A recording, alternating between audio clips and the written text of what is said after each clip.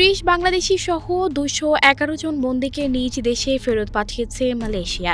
সাজা শেষে তাদের দেশে পাঠানো হয়েছে বলে জানিয়েছে দেশটির পেকান নেনাস ইমিগ্রেশন ডিটেনশন ডিপো ও জোহর রাজ্যের অভিবাসন বিভাগ। এর আগে গত মাসে একই ডিটেনশন ক্যাম্প থেকে 2 ধাপে বাংলাদেশি সহ মোট 222 জন অভিবাসীকে ফেরত পাঠানো হয়। মালয়েশিয়ার অভিবাসন আইন এবং অভিবাসন প্রবিধানের পাশাপাশি অন্যান্য এনফোর্সমেন্ট এজেন্সি আইনের অধীনে বিভিন্ন অপরাধের জন্য সাজা শেষে তাদের নিজ নিজ জাতীয় দূতাবাস থেকে নাগরিকত্ব যাচাই পাস পাওয়ার পর তাদের নিজ খরচে দেশে ফেরত পাঠানো হয়।